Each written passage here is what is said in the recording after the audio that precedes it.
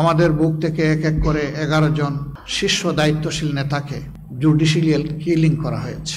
আমাদের কোনো আচরণে, কোনো পারফরমেন্সে আপনারা কষ্ট পেয়ে থাকলে আমাদেরকে ক্ষমা করে দেবেন। মানুষ আমরা কেউ ভুলের ঊর্ধ্বে না, দল হিসাবে আমরা দাবি করি না যে আমরা ভুলের ঊর্ধ্বে। দীর্ঘদিন ধরে আমরা এমন একটি সুবিচারপূর্ণ রায়ের জন্য অপেক্ষা করছিলাম, সেই রায় দিয়ে আজকে আমাদেরকে তিনি আরো বেশি কৃতজ্ঞ এবং অলঙ্কৃত করেছেন। সেই মহান রবের দরবারে হৃদয়ের গভীর থেকে শুকরিয়া আদায় করছি, আলহামদুলিল্লাহ। আপনারা জানেন, বাংলাদেশ জামায়াত ইসলামী বিগত শেখ হাসিনার স্বৈর শাসনামলে ভয়ঙ্কর ধরনের জুলুমের শিকার হয়।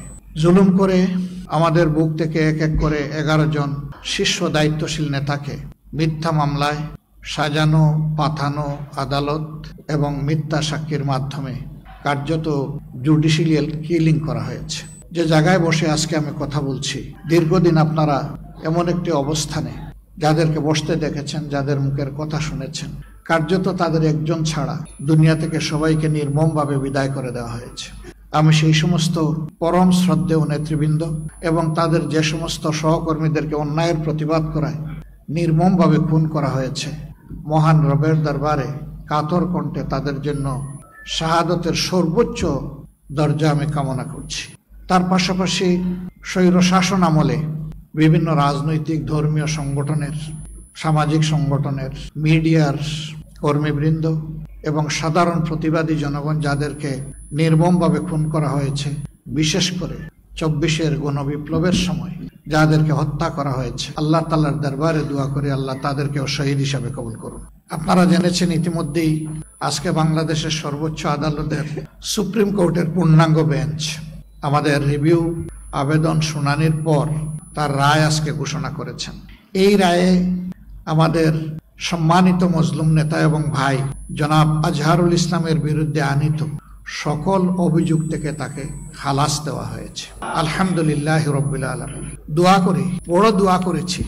শেষবার যখন জেলে ছিলাম, জেলে এমনিই পানি আসে চোখের, যারা গিয়েছেন এই অভিজ্ঞতা সবার আছে। অনেকগুলা দোয়া করতাম, এর মাঝে একটা দোয়া ছিল, হে আল্লাহ, তোমার গোলাম এটিএম আজহারুল ইসলামকে তুমি বাঁচিয়ে রেখেছো, শেষমেশ তাকে দিয়ে সত্যটা প্রতিষ্ঠিত করে দিও। আল্লাহু আকবার। আল্লাহ তাআলা এই সত্যই প্রতিষ্ঠিত করে দিয়েছেন। ওয়ালটন টেলিভিশন মাত্র 25,490 টাকায় পাচ্ছেন গুগল টিভি। রব, এখন তোমার কাছে দোয়া করি, তুমি তোমার গোলামের হায়াত বৃদ্ধি করে দাও, তাকে সুস্থতার পূর্ণ নিয়ামত দান করো।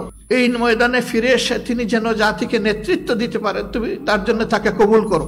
আমাদের প্রিয় জাতির কাছে আমাদের অনুরোধ, কষ্ট আমরা বুকে চেপে নিয়েছি, দেশকে ভালোবাসি, আমরা প্রতিশোধ নেইনি, আপনারা দেখেছেন, কিন্তু আমরা ন্যায় বিচার চাইব। হ্যাঁ, এর রায়ের মধ্য দিয়ে এটা পরিষ্কার হয়ে গিয়েছে, এটা ছিল ইচ্ছাকৃত নেতৃত্ব গণহত্যা। দায়িত্বশীল নেতা ঘরে ঘরে জন্মায় না, প্রতিদিন জন্মায় না, এটা আল্লাহর দান। আমাদের বিপদ ঘাড়ে নিয়েও আমরা চেষ্টা করেছি পুরা সময় জুড়ে দেশবাসীর বিপদে পাশে থাকার। এমনকি ফ্যাসিস্ট সরকার বিদায় নেওয়ার পরেও আমরা চেষ্টা করেছি আমাদের গর্বের শহীদ পরিবার, আহত পঙ্গু ভাই বোনদের পাশে থাকা। কিন্তু আমরা এটা বিশ্বাস করি যে আমরা আমাদের পুরা কর্তব্য আদায় করতে পারিনি, আমাদের অনেক সীমাবদ্ধতার কারণে। একসময় আমাদেরকে করতেই দেওয়া হতো না, এখন অনেক সীমাবদ্ধতা আমাদের আছে। আপনারা আমাদেরকে ক্ষমা করবেন। আমাদের কোনো আচরণে, কোনো পারফরমেন্সে আপনারা কষ্ট পেয়ে থাকলে আমাদেরকে ক্ষমা করে দেবেন। যখন যেভাবে হোক, মানুষ আমরা কেউ ভুলের ঊর্ধ্বে না, দল হিসাবে আমরা দাবি করি না যে আমরা ভুলের ঊর্ধ্বে। এই সংগঠনের প্রতিটি কর্মী, সহকর্মী কিংবা দলের দ্বারা যে যেখানে ক্ষতিগ্রস্ত হয়েছেন, কষ্ট পেয়েছেন, সবার কাছে কোনো শর্ত নাই, বিনা শর্তে মাপ চাই। আপনারা আমাদেরকে ক্ষমা করে দেবেন।